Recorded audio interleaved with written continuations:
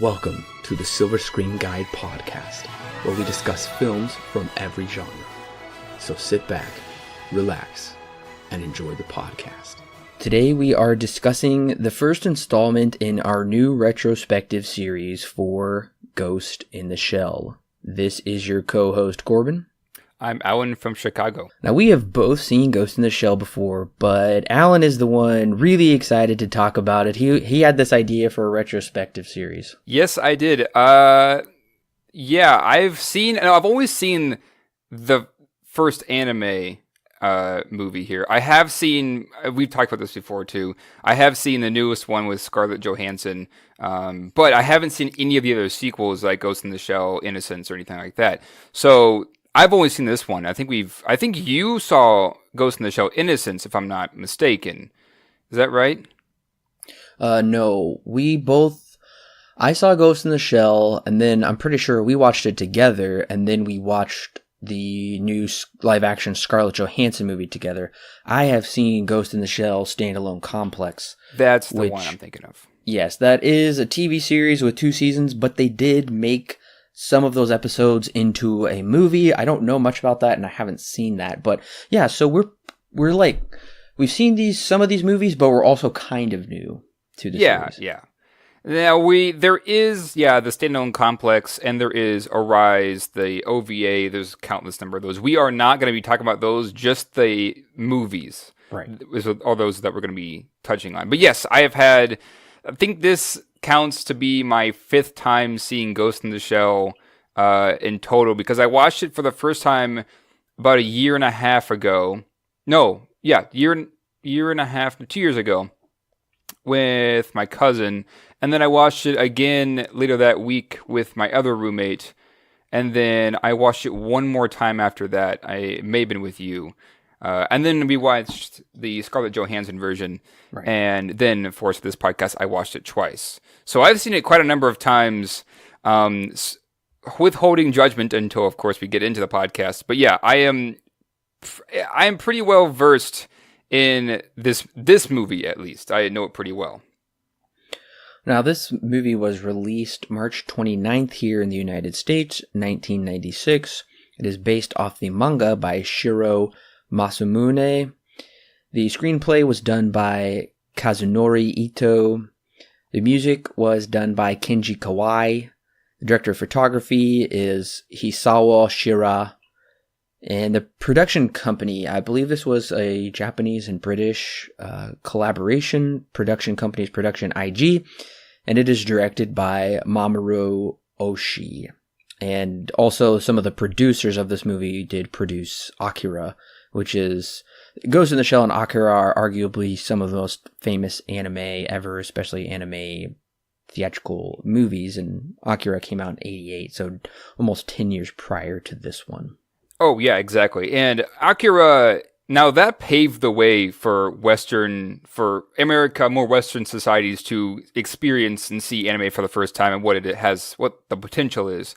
Ghost in the Shell was supposed to be something like that, but didn't garner as much attention until much later when it was released on home media and became more of a sleeper hit.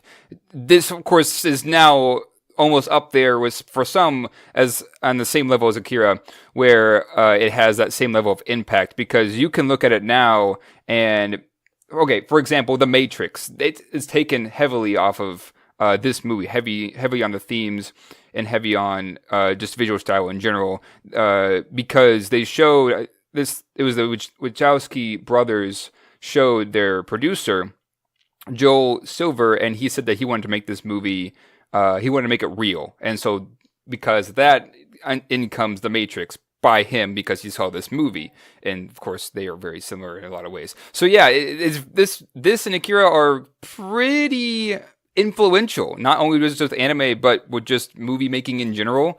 Some even say this is one of the best anime of all time, one of the animes you should see before you die, things like that. It's, very influential, very popular, and made quite an impact when it came out. And even currently, it still holds very high ratings on IMDb. It has an 8, and on Rotten Tomatoes, it has a 96%. Yeah, I mean, like I said, even now it's considered to be one of the best, and I can see it.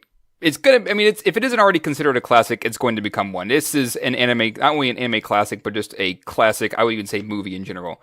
Of course, I would say we still have a few more years before it reaches that status and stays there in terms of like a movie classic. But this is at the very least an anime classic in the same vein as maybe even Cowboy Bebop, the anime, the TV show, or Akira, like we just mentioned. I just looked, and Akira has an 8.1, so it's barely higher than Ghost in the Shell. Right. Yeah. There is a English dub, and there's also of course, the original Japanese voices. I did not find who did the English voices. I'm looking on IMDb, and I'm not sure these are the English dub cast. Yeah, I don't know how popular or how public they made those voices. I've looked around a little bit too, and I haven't really found much. I'm sure on the wiki they have it all over the place. I'm sure you could probably find it on the Ghost in the Shell wiki, wherever it's at. But yeah, I mean, usually, and this is a pretty popular anime, you have to look for the English voice actors. Right. Now, for the total domestic gross, didn't gross very much. I couldn't find very much information on the release of this movie here in the States. From what I found, it grossed here in the States $515,000. $515,905,000. Yeah, well, I mean, like I just mentioned, it didn't do too great in the box office. If I'm not, I know Akira did better, but once it was released on home media, it just eventually gained some more cult status, and now it is considered a classic at this point. But yeah, when it was released in '95 or maybe even '96 in America, didn't do so hot in the box office. I mean, I think it did much better in the Japanese box office for obvious reasons, but. Yeah, America, I mean, even still at this time, not too into anime, but especially back in 95, not so much at all. Right.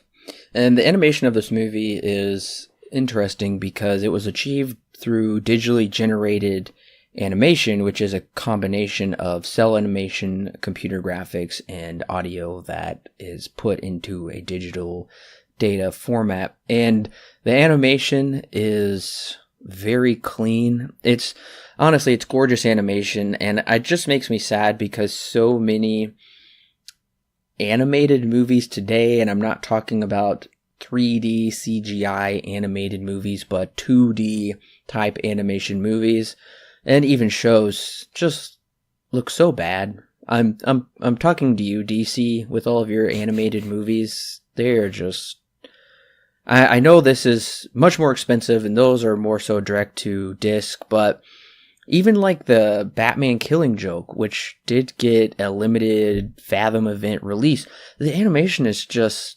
it's just not artistic at all, whereas this is.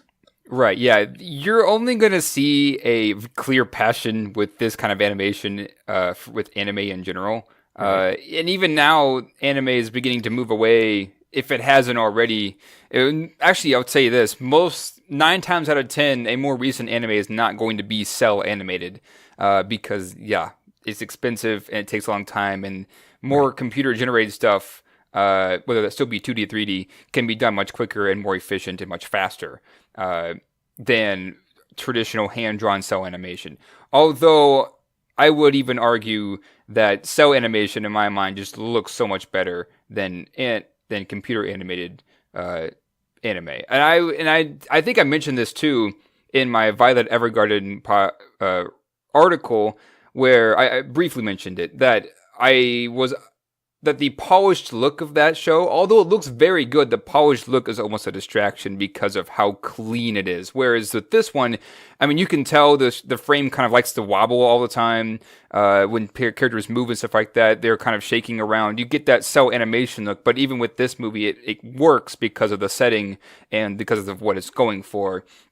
You don't really get that. It's really clean now, and some may not have an issue with that. I personally, and I think you are the same way, we kind of like it to be more traditional. It just looks like more harder work is put into the project than anything. Oh, absolutely. And cell animation has been around for a really long time. Walt Disney used to use that animation for their movies, such as Sleeping Beauty, Snow White. And it is funny because Sleeping Beauty was, I believe, nominated for Best Picture of the Year, and it was the first animated movie ever to do so. Now it has its own category, I guess. But regardless, this cell animation is a long time in the making, and this was able to do that as well, but also use some digitally generated backgrounds or animation together. It's a really cool blend. It's unfortunate we haven't seen more use of that now. Like Alan said, that it's really only has been used with anime. You can see it with Akira and a couple others, but it'd be awesome to see it revived more. Yeah, I know that. I think Your Name, I believe that was done in, I don't know if it was cell animation, but I do know that it was more hand-drawn, more traditional, if I'm not mistaken. I could be very, very wrong about that. But yes, you don't really see cell animation very much anymore. Sometimes you might with more traditional shows or something like that, but usually it's going to be either Flash or it's going to be computer animated, either 2D or 3D. It really just depends. Those are going to be much quicker and easier options to get your show out. But at least with Ghost in the Shell, they combine these two because at the time, and it kind of turned out to be true, digital generated animation was considered to be the future of animation. And they even went as far as the lighting in this movie. They went as far as to do as was said, it was a very unusual lighting technique, because essentially what they did is they integrated light and darkness into the cells with attention to light and shadow sources, which basically means that they focused the light to where it needed to be in a more realistic setting instead of just drawing it in like you normally see. So even then, they kind of went outside of the cell animation portion. It's a mixture. The Ghost in the Shell is a mixture of new and old in not only some of its storytelling aspects, but also how it was constructed and made in the production process. Well, I'm ready to jump into the plot if you are. Yes, I am too. So we are about to talk about some spoilers for Ghost in the Shell. If you have not seen it, and I do recommend you see it before hearing any spoilers and getting into it, go ahead and pause right now, go watch the movie, and then come back and you will be ready to talk about Ghost in the Shell with us. Well, so for the plot for this movie, even though the movie without credits is, what'd you say, about an hour and 15 minutes? Yeah, about an hour. It's pretty short, but it's quite a dense movie. It's very dense. On the surface, the plot is fairly basic. It involves this Section 9 special task force that uses this thermal optic special technology, which is done by the main character, mostly just referred to as Major. And like I said, maybe I didn't say it. It takes place in the not too distant future. Now, back in 96, it was quite a ways away from when this movie takes place. I don't know if we ever officially know when this movie takes place. I think the wiki says what year it is, but it is never outright said in the movie itself. 2029 is what wiki says, but yeah, it is never explicitly stated in the movie what year this is. Okay, so essentially Major and Section 9 must track down this puppet master that can ghost hack into people's ghosts, and we'll talk more about what that specifically means a little later when we get into the review. And essentially they do come, quote, face to face, and Major and the puppet master are merged into this one being. It's such a dense philosophical plot talking about this bioorganic being that is evolved past memories. but it needs the machine is better than the human, but the human needs the machine and vice versa, and that's what we ultimately get. I don't know. Alan can probably explain a little better than what I'm doing. Yeah, you've basically got the big plot points down, but yeah, essentially the whole reason for the Puppet Master is it was an experiment by Section 6, more or less for political reasons, either to get their way or something like that, was why they figured out this late into the movie. That's why he was created. But the Puppet Master, so Section 6 they migrated him, they forced him into a shell, or as they call them, shells, or a cyborg as they're more commonly known as in the movie. And essentially, it kind of has a mind of its own, and now it kind of has some kind of consciousness, and it goes on the run, and it escapes Section 6, and so Section 6 goes to track it down. And then, of course, this is the scene when the naked lady is run over by the truck, and Section 9 picks it up, and that's when Section 6 comes in. So, essentially, what happens is a cyborg with only a cyber brain somehow has a ghost in it, which we will talk about what that means later. But it somehow has a ghost in it, and it knows it has consciousness. And they're like, how is this even possible? Because even the Major has pieces of human in her. And so they were like, how is this even possible? Why is this happening? So of course, at this point, they have no idea what's going on. They figure this all out later. But yes, and so then I believe Section 6 breaks into Section 9's facility and steals away the Puppet Master, who at this point is completely been migrated into this shell, essentially. And so then at the very end, our main character and the Puppet Master merge into one, and essentially his whole goal is to become a human. And the only way he can do that is to procreate and die, which is what he does with our main character. Very philosophical. I mean, even that's only scratching the surface, and that's why we're here to talk about it more in depth. But yes, very philosophical, quite dense. This is no wonder this is considered to be an anime classic, because this is not only a dense movie, but I would even consider it an important movie, because the director said that he wanted to explore the importance of computers in our world, and that there were really no other Hollywood movies that were doing that. And so he took it upon himself to do so by the manga that had been released, I'm pretty sure, at this time. So yeah, that's basically the plot of Ghost in the Shell. It's straightforward, but in terms of understanding all of the logic that goes behind it, it is more dense.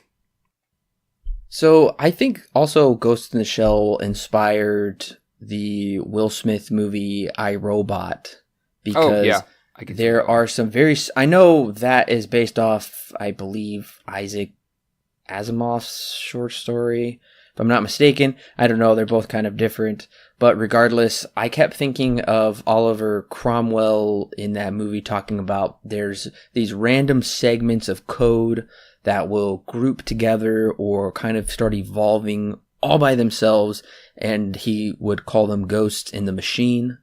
And that seems very similar to what this is talking about here. And I think this movie does a decent job of saying, what if computers progress to such a point? Because already now, everybody knows this who has any sort of, even 20th century technology, where it will just do random weird things that it's not really supposed to do, that it's not programmed to do. And you think it should just run like a well-oiled machine, and yes, most of the time it does, but then sometimes it acts outside of the norms. And I think this is kind of what is going on with the Puppet Master here, where they talk about he is this code that was this abnormal segment that they tried to get rid of, but instead of that happening, he was able to evade them and continue to evolve, and he is essentially like a puppet master. He is manipulating different scenarios to achieve his goals. And I gotta say, when they talk about all of this stuff, it's quite dense. You would need probably multiple viewings to fully understand what's being said, but that doesn't mean you can't enjoy this movie upon first watching or even subsequent watchings if you're not fully getting the philosophical aspects of it. Yeah, This is we've said it before, and I'll say it again. This is a pretty dense movie. It honestly didn't take me until my third viewing where I began to understand what this movie is really trying to say, and what's being portrayed. Yes, the Puppet Master, I mentioned this earlier in the summary, his entire goal is to essentially die. He wants to become as human as possible, and he wants to, even says that genes are basically the footprint of life, just in general. And so what he ends up doing in the end is he migrates with the Major, and then once again she becomes a kid. And so, I mean, when we get to that moment, we'll talk about it more in depth. But yeah, it's interesting that he even says that the whole thing about life here is really the progression of life and death and procreating and essentially leaving a legacy, or maybe not even leaving a legacy, but continuing your species. I mean, it's very, very heavy dialogue, very interesting a very interesting view. But the biggest point of this is that everything is viewed from a computer standpoint. This is a sea of information. The Puppet Master is the embodiment of all information, and that's how he became the Puppet Master. That's how he became a bit more conscious, and now he thinks that he is very close to being human. And basically the whole movie is exploring, okay, so what makes a human being? What makes man? Is it the experiences? Is it all of the information they get to learn? But there's also a line from Bateau. I think it was, a line from Bateau after they capture the garbage truck, the garbage man, and the other guy, and he says that man only learns a minuscule amount of information in his entire lifetime. I mean, philosophical. This is heavy stuff, and well, of course, we'll get more into depth with that. But yeah, just to kind of level the playing field, this is kind of what we're getting into. This is very philosophical. This is stuff I love to talk about. And I do believe the movie is ultimately satisfying because it does come full circle. Because in the beginning, there is an opening text that says, in the not too distant future, when the corporate networks fill the earth with electronic and optical communication lines, but society has not yet been too computerized to erase nations and races. Which is extremely fascinating that technology could create some type of where there is no more countries or nations or even races. And honestly, I can see a lot of this also being taken from Blade Runner. Oh, yeah. Yeah, this is very heavily influenced by Blade Runner as well. And just not just the setting, because the setting looks very similar as well, but still very, very different.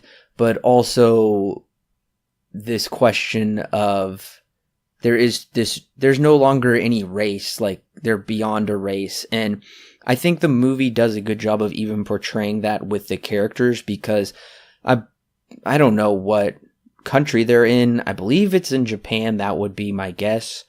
I know the city is styled after Hong Kong, but I don't believe all of the characters in this movie, they don't all look Japanese or even Asian for that matter. Right. Like even Major and how do you pronounce his name? Bateau? Bateau. Yeah. To me, they don't look Asian. And I think that's interesting because we know Bateau's eyes have been replaced, and humanity is constantly changing out different parts of their body to upgrade themselves. And this like biomechanical aspect is becoming so much more integrated that it's hard to tell who is fully human, what is even the value of a human if it can just be upgraded hardware, or yeah, I think that's all I had to say about that. Oh yeah, you're absolutely right. And there is the scene when essentially where the Major goes scuba diving, and then Bateau kind of catches up with her. She asks him, there are two things in the scene that kind of connect to what you're talking to. She asked him, Bateau, how much of you is still human? And he kind of waves off the answer. But what she goes on to say is, Kit, some backstory to the Major. She is mostly a cyborg. She has pieces of human brain in her, but for the most part, she is a cyborg. And we'll find out later on that this thing about being a cyborg, she's not exactly too happy about. She may be treated like a human, but she doesn't feel human. But that being beside the point, she goes on to say in this scene that I may look and sound like every other person, but it's my experiences and how I perceive information in the world around me that makes me who I am. And that's essentially what the whole movie is getting to when you really grind it down is, at least in this scene and next scenes prior, this scene is more or less looking at, well, okay, how do we perceive information? Does that make us human? How much information can we take in?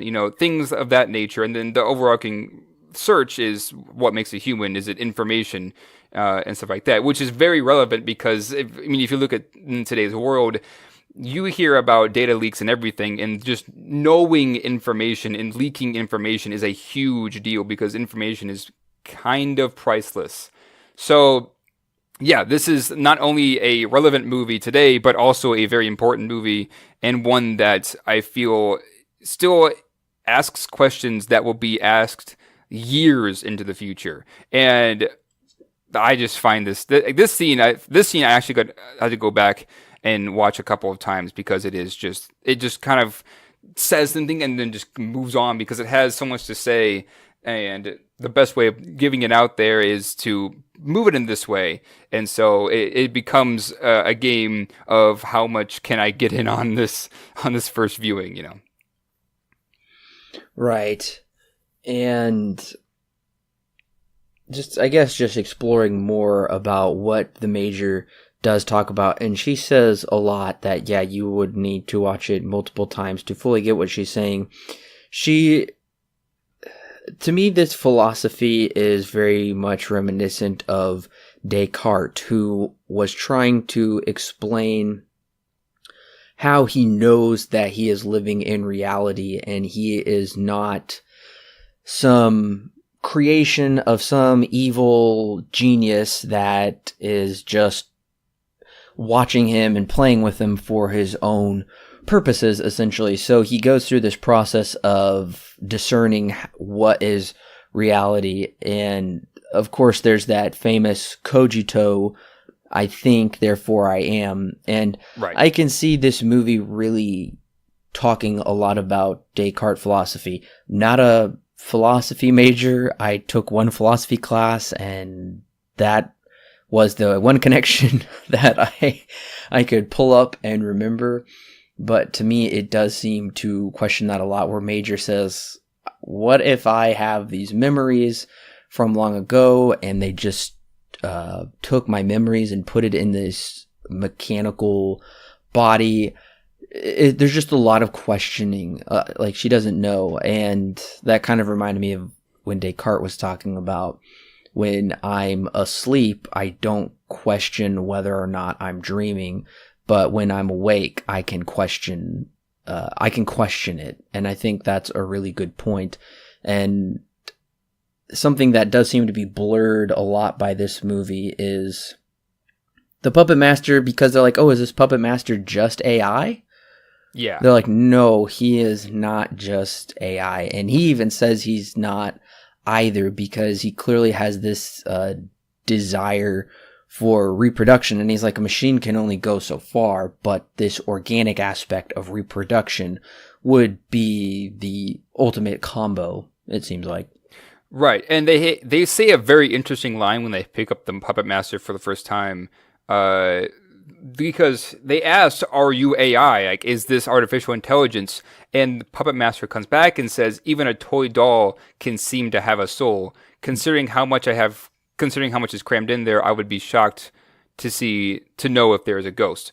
Like, and this theme of being a doll goes farther than just this one line, because later on, when we see the Major essentially reborn at the very end of the movie. She's laying on this chair in a position that makes her look like a doll.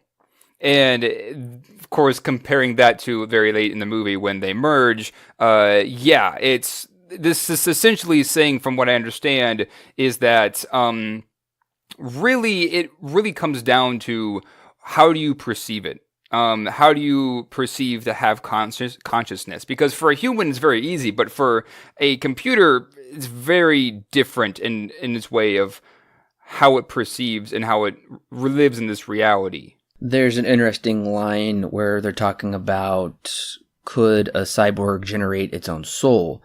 Then what's so important about being human? And I'm like, well, yeah, that's a really good point, because if the soul is just this randomly generating thing that can take itself into something that's human, and this is something we talked a lot about in my theology and science fiction class, is where does the line draw between what is human? Like, what if there is some AI that does seem so human, but ultimately it came down to the soul. Does it have a soul or not? And I don't think this movie will give you a definitive answer, because that's not the point, is to provide answers, but to bring up these important questions, and just these really deep questions as well. And I think if there was this capability of a cyborg to have a soul, then to me, oh gosh, and it's also talked about so much in Blade Runner 2049, that goes even farther with this, and I think it does an extremely good job. You can listen to that episode in the archives. But to me, it seems like if there was this possibility, then I don't think there would be a god per se. Yeah. Now, religion in this movie isn't exactly touched on. That kind of goes outside of the realm of the movie. It does quote the Bible twice, but that would have been so though. Interesting. What was that? It does quote the Bible twice, though. Yes, yeah, it does quote the Bible in a couple of moments. But I would have actually been really interesting to see had this movie taken on that role of religion and see where that kind of fits in with everything. It briefly, subtly mentions it, but never really goes into depth with it like it does with information. But going back to the scene that you were talking about, that scene when they're on the elevator, Bateau says too, because at this moment the Major is kind of like, she's confused. They even bring it up. She's acting odd when him and I think it's the Colonel. No, I forget the guy who's in charge of it all. I forget his name. But they're talking. Him and Bateau are talking, and they're like, she's acting odd or whatever. Clearly, she says it here in this elevator scene. She's not very happy and just confused by this puppet master and how it can almost be a human. And Bateau says to her, "You're treated like a human and you operate like one." And then she goes on to say, "Well, no one has seen their brain. You haven't seen your own brain, and how can you determine? Or we just determine that everybody is like us exists.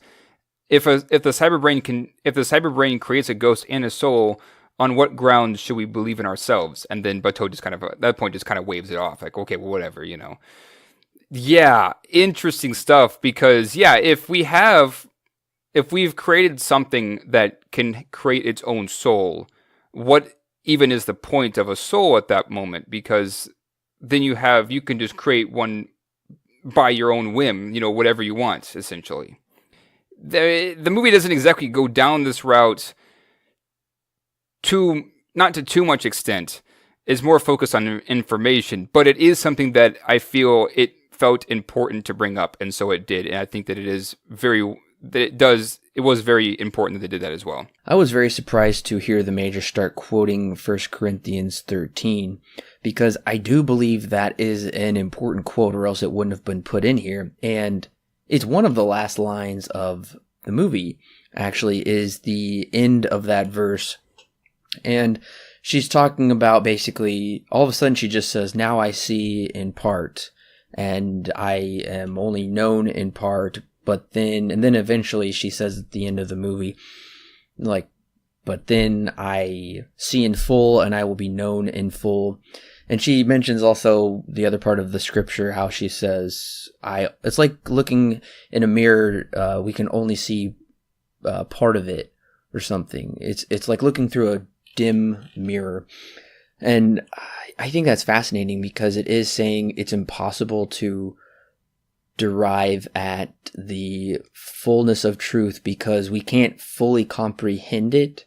We're working our way towards it in certain ways. And I think that is what, at least what the Major is pondering in this movie, is her humanity and knowing in a fuller capacity. Is it possible to know fuller?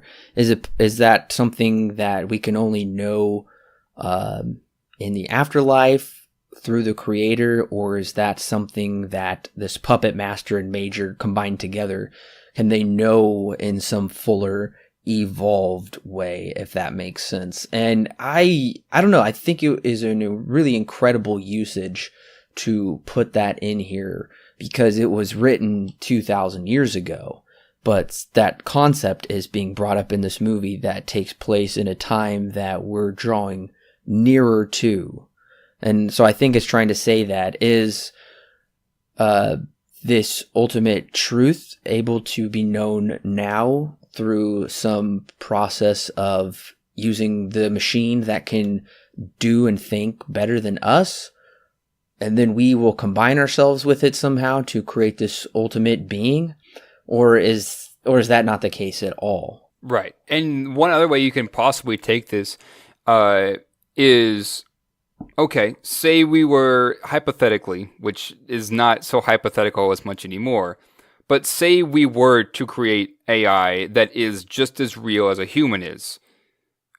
At that moment, and this is something that Blade Runner kind of brings up in both movies, in that moment, yes, what would be the point of a human? Because if that can operate on itself and essentially make itself better, then what would be the point of a human? A human can only do so much to better themselves, whereas this program seemingly can do more than that. This is one of those movies. Same with Blade Runner. Same with quite a bit of horror sci-fi. They question humanity and they question what exactly makes a human.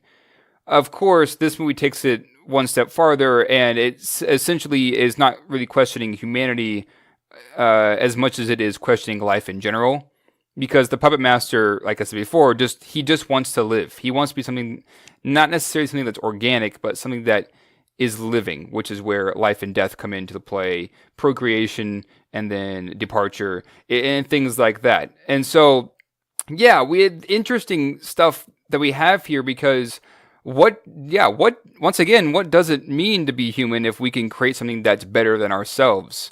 I just think about how dangerous that is, to create something that is beyond, something that's better than us, better than being a human, because we have the resources to do so, whether we did it on purpose or by accident. And I mean, yeah, it's kind of far-fetched and in towards the future, but when you have things like, okay, recent example, Google Duplex, which can make a call towards, the example that Google I/O gave was a hair salon, and they wanted to schedule an appointment for a haircut. You wouldn't have been able to tell, had you not known that you were watching Google I/O, that it was that it was not necessarily AI, but it was a computer talking to the human, because the inflections are just like a human.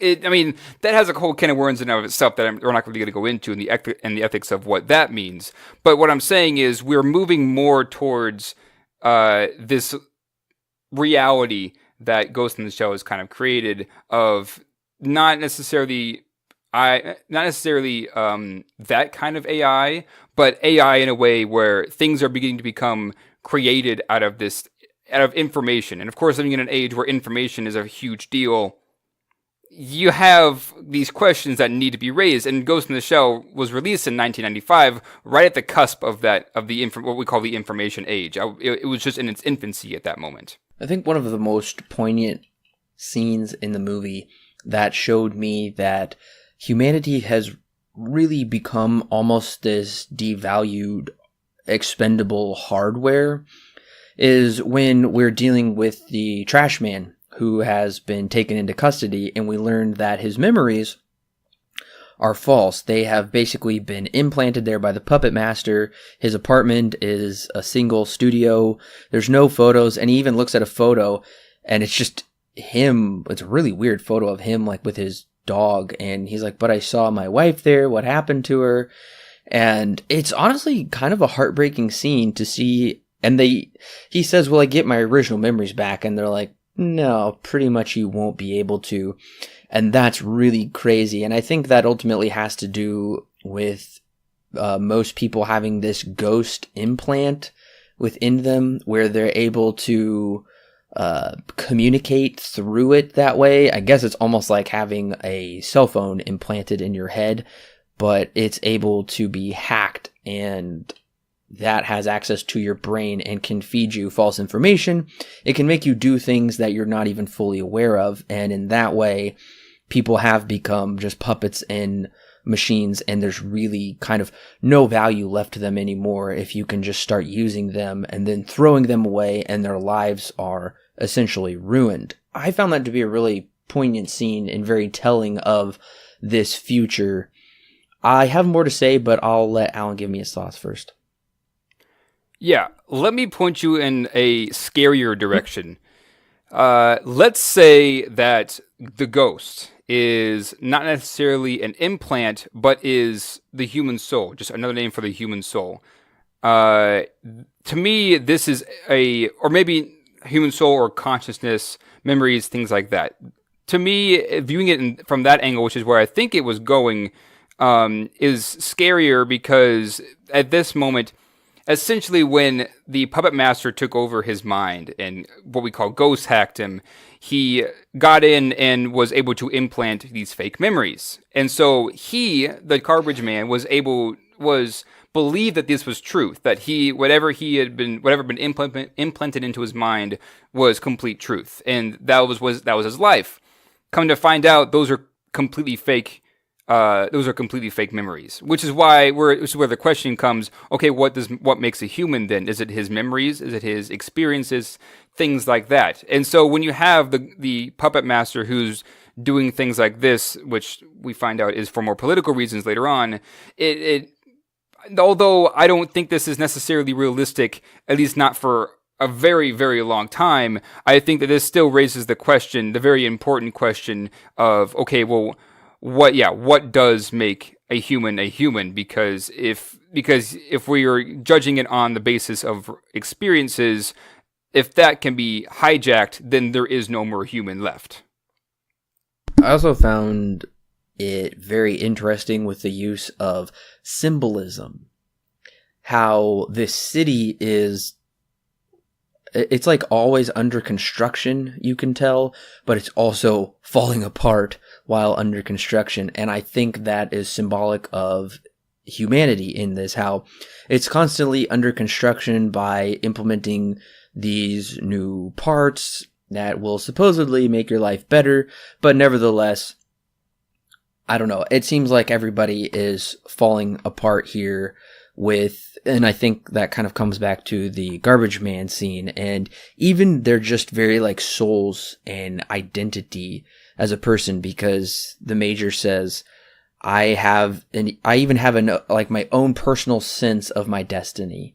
I have a face and a voice that differentiates me, but it's what's inside that changes me.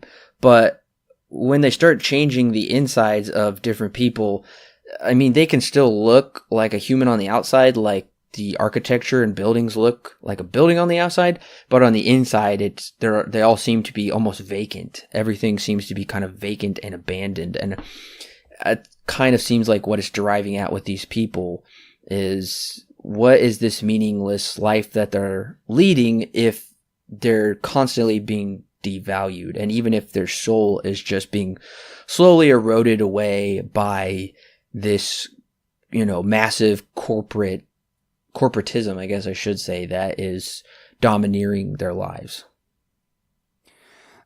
That scene, well, okay, I'm going to go back to the boat scene real quick to respond to this, because I'm just going to read off because I wrote this quote down because I loved it so much. So the quote, and I've kind of broke this into pieces throughout this podcast, but I'm going to go ahead and just say it outright.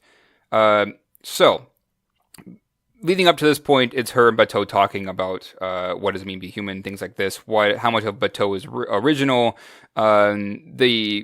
They were made, and now they have better abilities, like more athletic abilities, things like that. There's a quote from Major that she says where it goes like this: There are countless components that make up a human's body and mind, like all components that make me up as an individual with my own personality. Sure, I have a face and a voice to distinguish myself from others, but my thoughts and experiences are unique to me, and as I carry a sense of my own destiny. Each of those things are just a small part of it. I collect information to use in my own way. All of that blends into a mixture that forms me and rise to my consciousness. I feel confined, only free to expand myself within the boundaries. The next scene is when we have essentially is part 2 of the story, because there's this extended sequence of just music and different visuals that kind of fly by. And from what I got from this was we see many people and wonder, how do they also perceive the world around them? What kind of information do they take in, and how do they understand it? For me, that scene and the way that this is edited, because, I mean, the editing of this movie is fantastic, but especially this scene, just in general, brings up that question that I've been asking a lot. Yeah, what makes a human? Is it the experiences? Is it the information they perceive? But beyond that, how do they perceive the information? Because we don't exactly... The city kind of has its own character of its own, and I would consider the city to be more representative of maybe a pathway of information, like a motherboard or something like that, if you want a more literal example. Because if you look at it, it's set up in such a way that it looks like, we even see it in many moments, like an overview map of it. It looks like, for me, from my own personal perspective, it looks like just a pathway of information. Well, anyways, regardless, there's also the musical score in this moment that I'm talking about, when it's kind of showing off the city in part 2 is what I consider it. The theme is called Ghost City. That's the name of the track on the soundtrack. So I see this city more as yes, representative of humankind, information at its more literal level, and things like that. But also, yeah, what does it mean to live in reality? Like, what does it mean to perceive information that's all around us? Because we see glimpses of, like, shops. We even see a glimpse of a woman who looks identical to our main character, but she's wearing a different dress and is eating dinner. And it cuts between its reaction shot of her, of the character who looks like Major in the restaurant as she turns around and looks at our main character, cut to the main character looking back at her.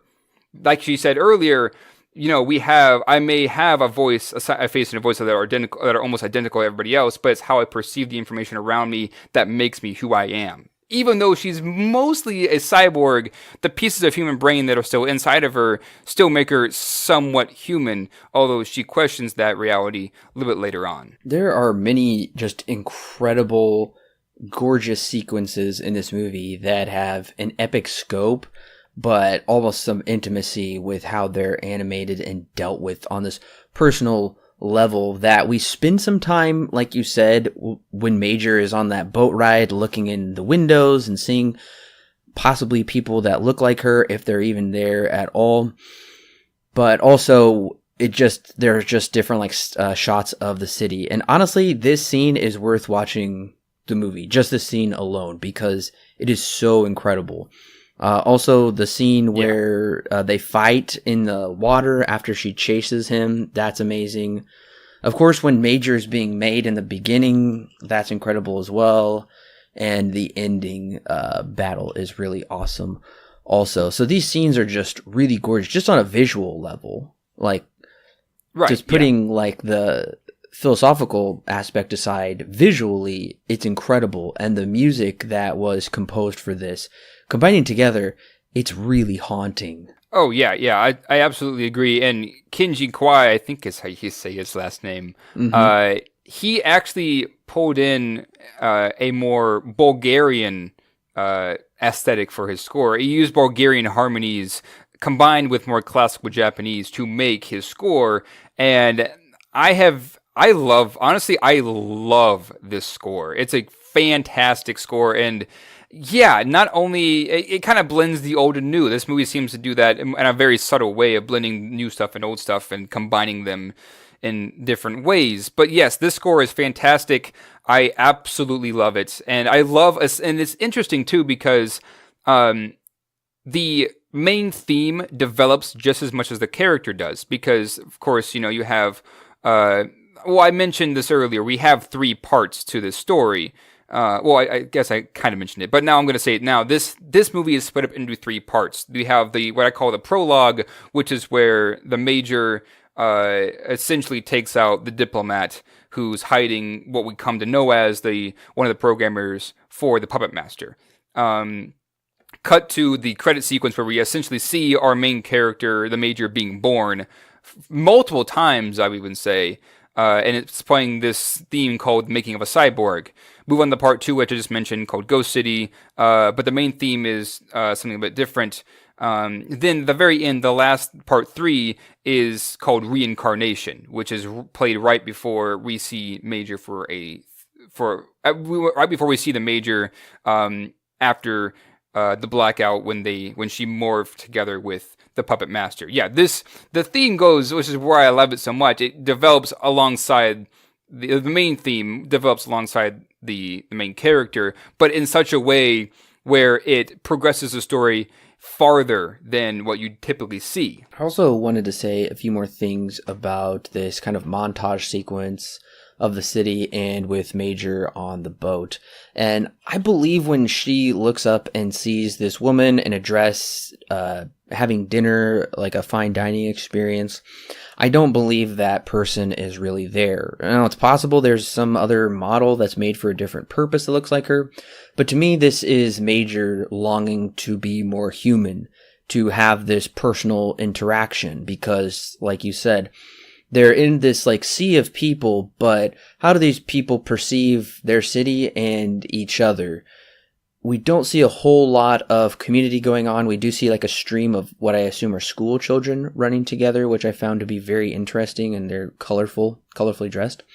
But to me, this is Major longing to have that interaction, but she can't, because although she does have the appearance of sexual organs, she ultimately doesn't have any sexual organs that could reproduce, and there would be no purpose for her to go on a date because there's no truly fulfilling, satisfying ending destination to that.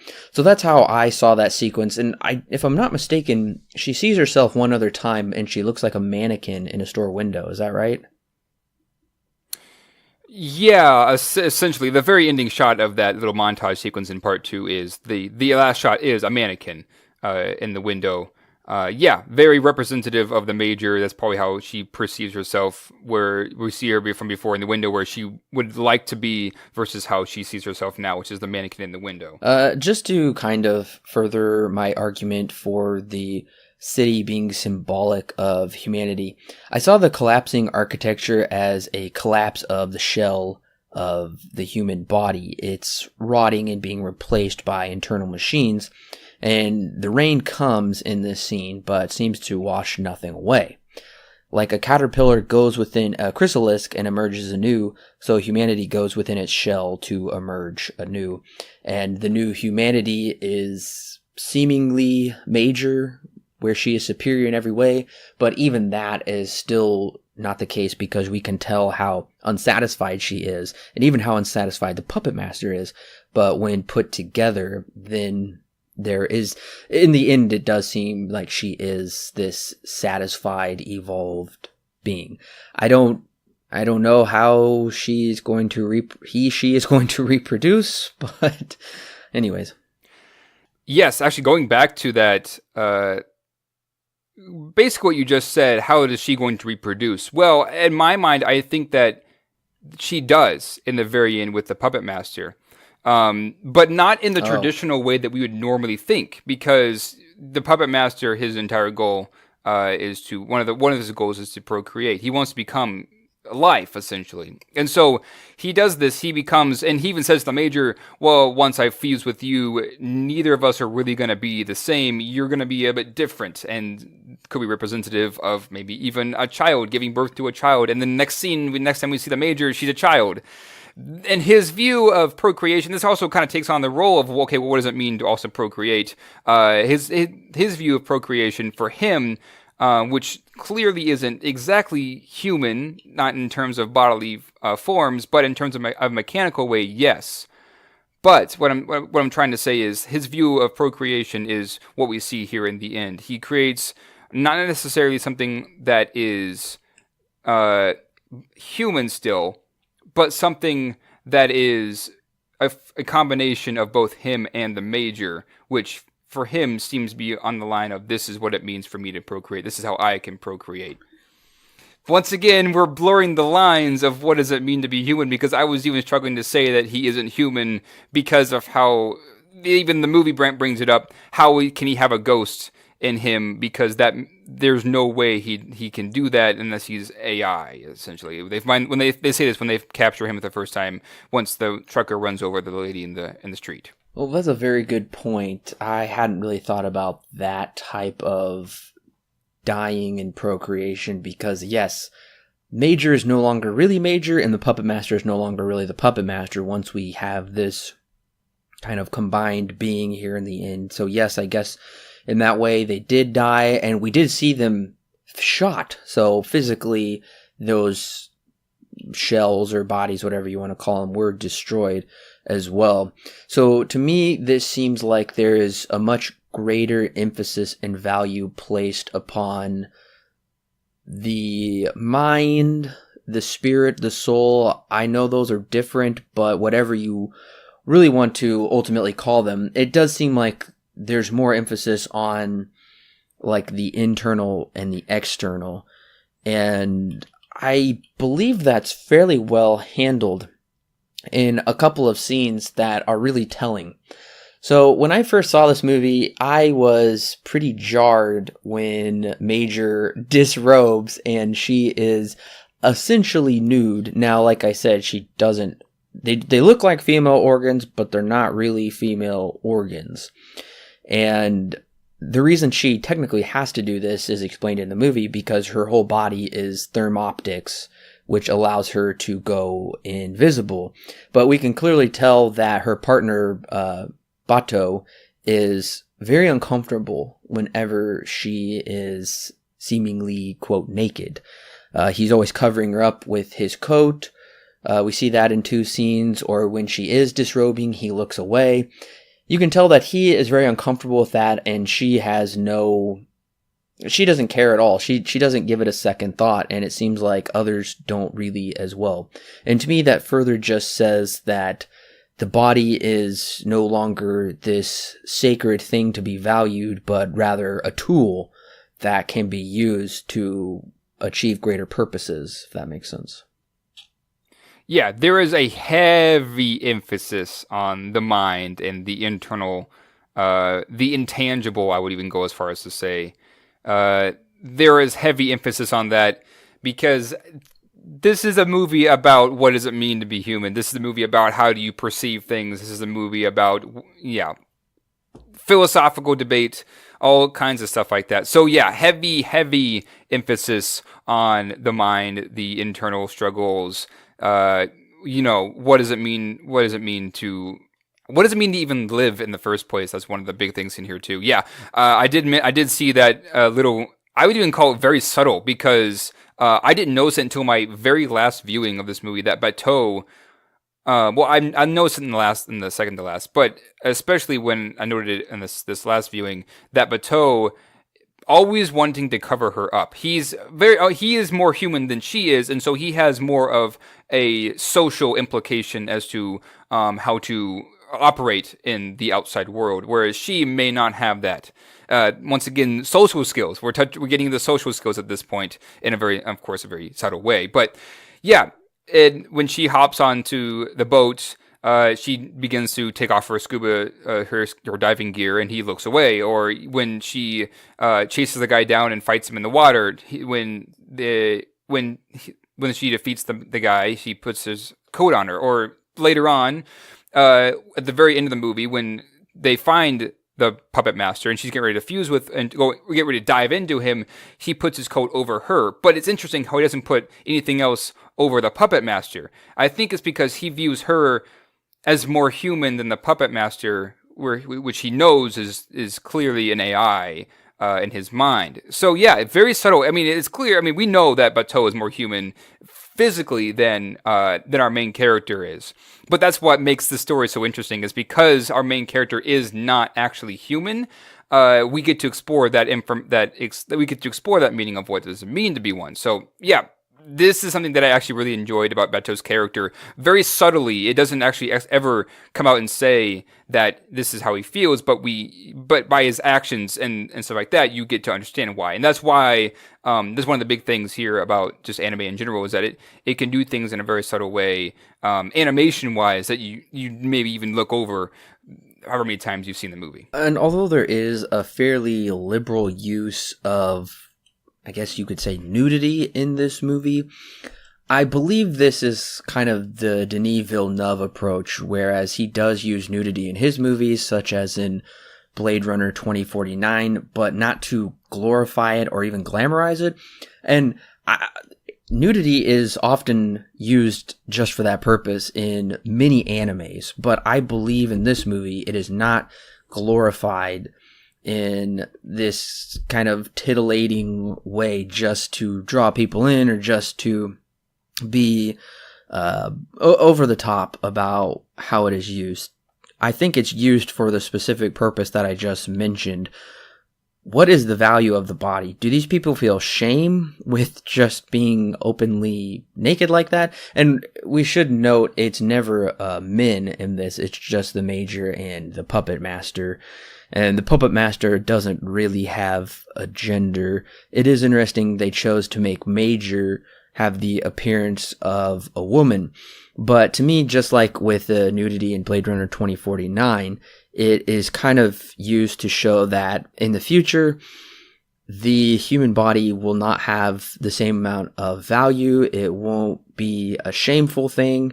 It will be openly exposed and nobody will give a second thought about it. And I already feel I don't think that's right at all. Don't think I'm trying to promote that at all. But right. I do see that being moved in that direction, where so many TV shows nowadays do put nudity in that, not to make a philosophical point or even to create a commentary on society, but simply to play to base carnal desires. And I don't see that movie doing this. Oh yeah, no, I would even say that, I've seen this so many times, but I would even go as far as to say, yeah, going back to the line that Major says, I may look like everybody else, but I have different experiences of my own. Well, we see her and the Puppet Master naked more than one time, and like you said, those are both, they're both cyborgs. I mean, physically speaking, they're both cyborgs. They're not human. And yeah, we never see a man naked in this movie at all. It's only those two characters, really. And so yeah, I would go as far as to say that what you said as well, and then as also adding on to it, this movie is also showing, once again, we're blurring the line of what does it mean to be human. Yes, humans are going to have the tools to procreate in a physical form, but when we get to the Major, and especially at the end with the Puppet Master, it's more of a tool in a much different way to procreate. But the movie is not sexualizing either of them at any point in this movie. They may look like they have features that that are more feminine, but that doesn't mean that they're sexualizing it either. Because and I'm agree with you on this one too. At no point in this movie did I ever feel that they were going down that route, and I don't think that. And I can say this: that was not the intention either. Because I feel like if they had gone down that route, it would have gone into a territory that the movie didn't. The movie never really touched on at any point in the movie, other than the subtle message there towards the end.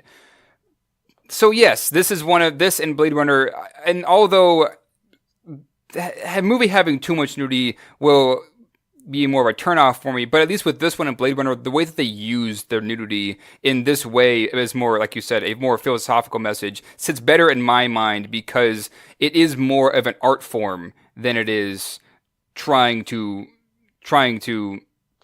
produce some kind of sexual nature or something like that. It feels like we're viewing it has great respect for the human body, and the reason why we see these two naked at more than one point in the movie, once again to ask the question of just because we look the same doesn't mean we are all the same. Right, and I guess I agree with you in this roundabout way. It does have respect for the human body because to me it is saying that, yes, although there is this philosophical message of this, importance of the soul and the mind, there is still value in the body. And we get that, I believe, when the puppet master is having his monologue about saying man is not defined by, memory cannot be defined, but nevertheless, mankind is defined by memories. And he seems to really be promoting this, existential computer. But then he also talks about the importance of the necessity of the body. And if a movie does make you think about the use of nudity and the, sacred nature of the human body, then I would say it, mission accomplished. And I got that with Denis Villeneuve's Blade Runner movie as well. And I do think that is a commentary. And I think more people should kind of wake up to that it's clearly this commentary on society where people are being fed to their carnal instincts, and it's not the right path to go down. So this movie addresses those issues in obvious ways, but then also in very philosophical ways, like we talked about. So coming towards the end here, where they kind of have this final battle, which is really great when Major takes on this like spider tank, and she tries to rip off the hatch, but her body just breaks apart. That was really shocking for me. Yeah, I remember the first time I watching this, I was a little bit freaked out because it sounds like the Major just really didn't care when this happened. It didn't really bother her, except for the fact that, great, now I have to go in for repair later on or something like that. Yeah. First time I watched this, I was a little bit freaked out because of like the muscles in her back are going to town and all sorts of stuff. But yeah, even then, this protector, almost like a termite, of the puppet master, it's quite an interesting. This one thing I actually really like about this movie is that the action is very, very spread out, and we spend more of our time talking about the more philosophical implications of what does it mean for this message than we are spending time having fun in an action scene. The action in this movie is fantastic. Don't get me wrong, but when the meat of this movie is not with that, it's more with what the Major's going through in her own mind, and not necessarily a more external force. And I liked that we have a more subtle way of introducing. This this action scene, and it's raining. So once again, rain. Of course, usually water is symbolic of life, per usual in movies. So once the puppet master and our main character, the Major, come head to head, it's raining, all sorts of like that. Even the tank even shoots up a family tree.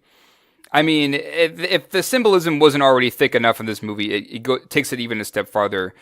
Shoots across this fossil of a dinosaur, up the family tree, things like that. And then, then the Major, of course, puts on the camouflage, takes off the robe, puts on the camouflage, and tries to crack open the tank. But once again, she is useless to do that until Bateau comes along, which is a human, to help her out. I do get honestly confused, though, here in the end between the conversation between Major and the puppet master. And I believe through our conversation now, I've understood it for the most part. But just talking about the organic elements and the actual machine elements are inferior, but together the sum is greater than its parts, if that makes sense. I think I get what they're saying here. But also, I do believe there is a bit of kind of new age philosophy or theology thrown in here, talking about becoming one with all things. That's very much a new age mindset. And also, we do get this very much so in The Matrix. And I also couldn't help but think of the gosh, I can't say their names. The Wachowski siblings, other movie, V for Vendetta, where Natalie Portman says God is in the rain.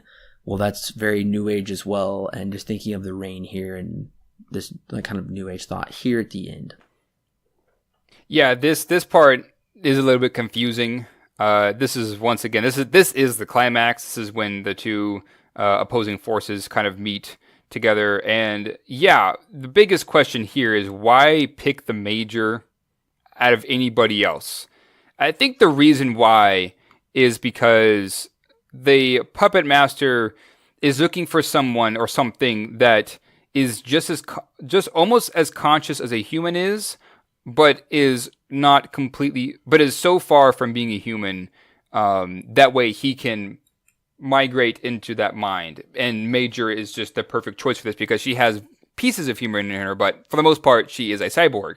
So, and he even says, I've been watching you for a long time, because he has access to this vast network of information, as he says. So yeah, we even have like this Picasso-like painting when the Major, I think it's the Major, the Major looks at, this when they swap bodies at this point, the Major looks at the puppet master who's in her body, and at one moment, the puppet master is just looking straight up, and when she's looking at him, and then once he says the mirror line, then he turns and faces toward her, and it's very symbolic of the dichotomy between them, because she is so interested in knowing how does he do this? How does he achieve being so human and having a ghost in him? And then, of course, he is very interested in her because he's his ticket to live again. And so we finally get the two opposing forces. I would even say that at this moment, they really aren't opposing forces anymore, because up until the end, they've been wanting, she's the one being pursuing the villain the whole time. And it isn't until now when they finally meet up face to face and are connected, and she dives in when we finally get some kind of resolution. So yeah, this ending a little bit confusing. I can see why you think that. I was confused as well, but it makes a lot of sense, and that's just a piece of it, because I would even say they go as far as to they don't exactly show it, but once again, you have that procreation theme of that theme of procreation in here, where they doesn't show them actively having sex, but when you look at it from a very broader view, it's his version of it. So the very ending of this movie I found to be quite symbolic and kind of a homage to some other films that were before it.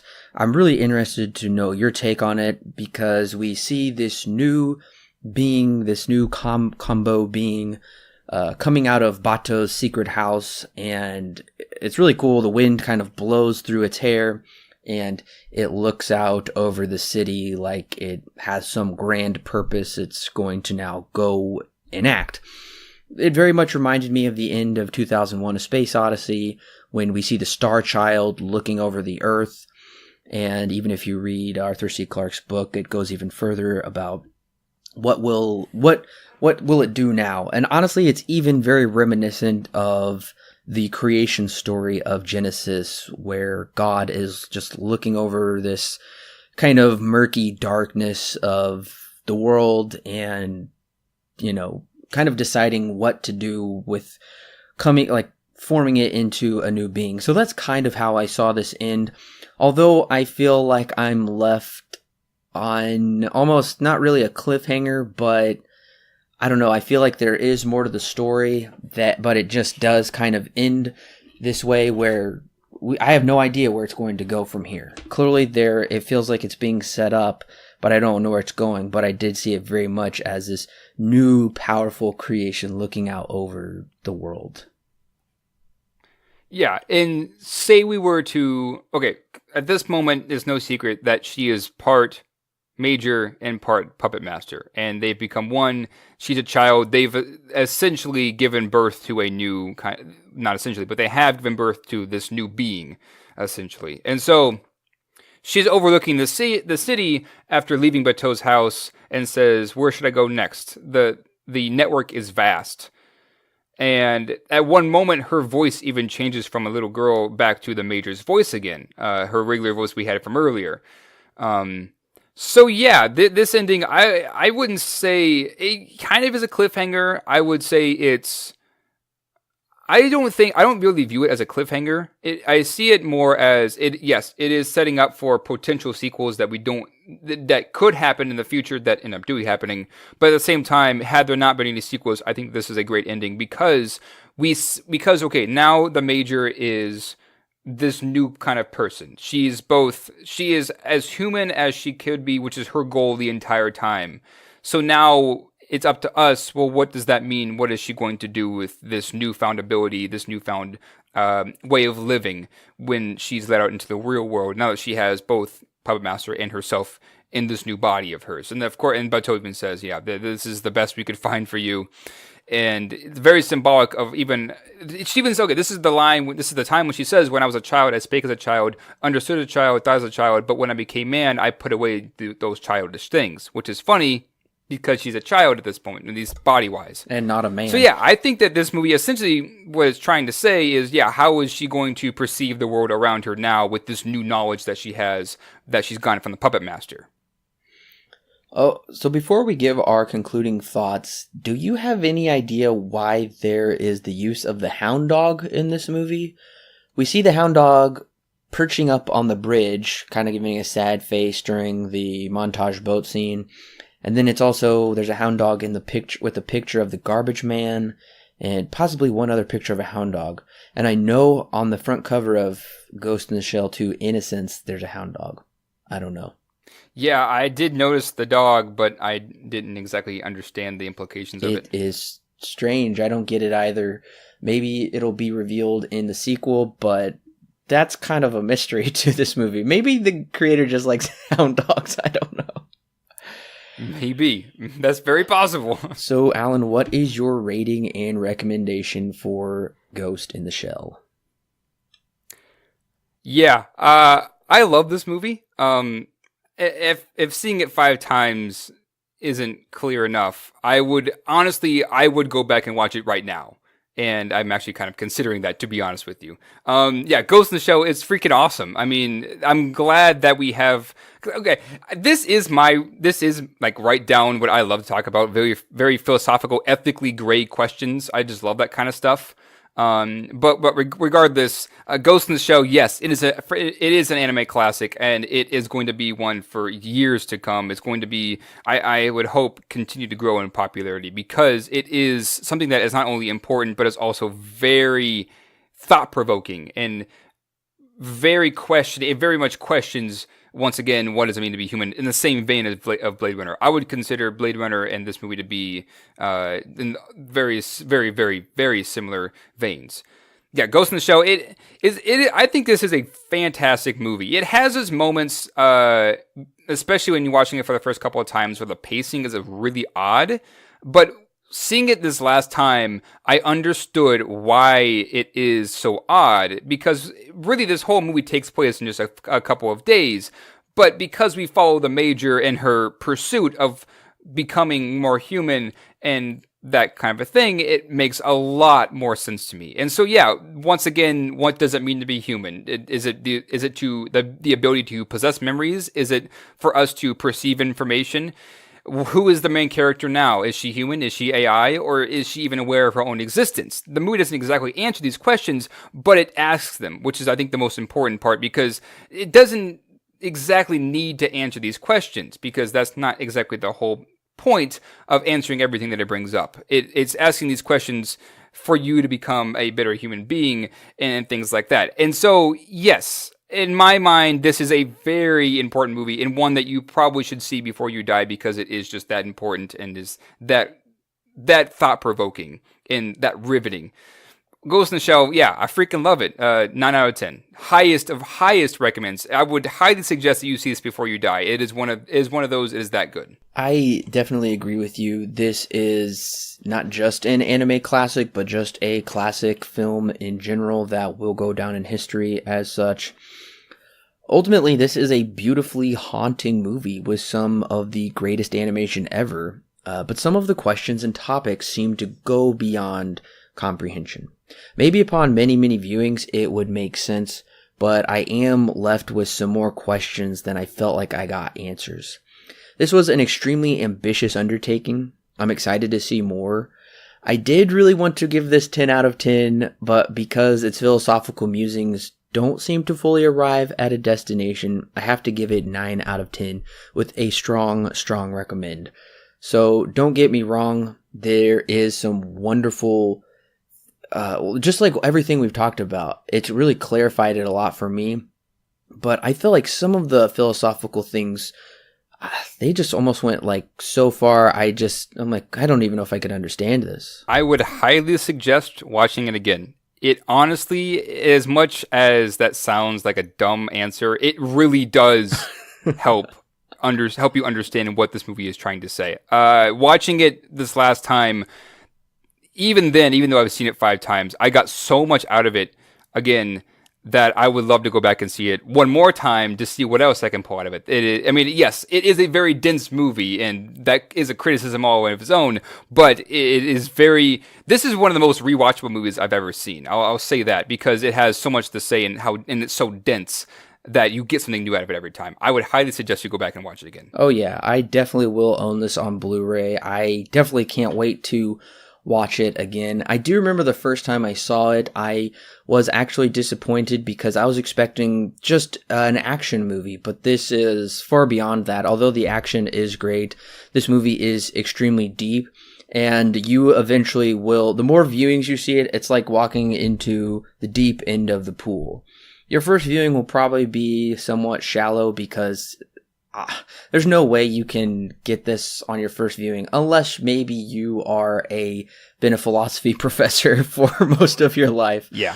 I mean, if you're a philosophy major or a philosophy professor, you might get this on your first viewing. But other than that, it might be a bit of a struggle for many. But it definitely does reward upon repeat viewings, and even upon the initial viewing, it's such a gorgeous film to behold that's just worth the watch alone. Even if you don't necessarily get into all the philosophical aspects, this movie is highly enjoyable and highly rewatchable. And I did honestly try to watch it with the subtitles, but I quickly realized those subtitles were directly translating the Japanese language and not the English language, because it was quite different. In the beginning, Major said she had a headache, but the subtitles said she was on her period. Yes, the Japanese and the English dubs are quite... Okay, they say the same thing, but they say it in 2 completely different ways. The English dub is going to be easier to understand, but if you want a more accurate depiction of what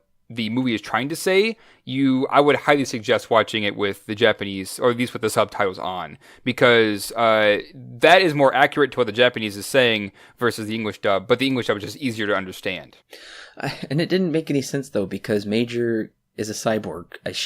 She doesn't have that female organ. She can't have a period. I got confused. I shut him off, and I just decided to go for it and try and pay attention as best I could. I did rewind a couple times to ensure I got my quotes correct and things correct. But yeah, upon repeat viewings, I believe I'll get even more out of this. And listeners, we want to know what you think of this film. What did you get out of it? What did we possibly miss? What did we not discuss that you want to know more about our thoughts of? So make sure to leave some comments below, and we'd love to engage with you and talk more about this iconic film. We also will be finishing up our Jurassic Park retrospective series very soon. Jurassic World does come out very soon, so look for that finish to that retrospective series. For now, Jurassic World 3 has already been announced. Also, we just got the trailer just dropped for the brand new Halloween movie. I'm very excited about that. Go ahead and check out all of the episodes we've been recording. We're in the middle of that retrospective series. If you're confused on the Halloween canon, don't be confused. I've got a podcast up explaining all of the different timelines and what that all means. It can get a little hairy, but with my guide, you'll be ready to go. We've got some individual podcasts that we've been doing over Solo, and we got another one over Silence. So we've got a lot of great content coming for you. Go head over to the YouTube channel. We do some weekend of release reviews over there, and on the website we have some more in-depth articles as well. Alan has some great anime articles that he's been working on, so go check those out on the website if you want to know some more great anime as well. But we just wanted to say thank you again for coming along on this cerebral journey with us and talking about some of these incredible questions of life and philosophical musings. It's been great. I'm actually really looking forward to journeying more into this Ghost in the Shell world with Ghost in the Shell 2 Innocence. I'm really looking forward to it. So make sure to stay up to date with that as well. And we will catch you next time.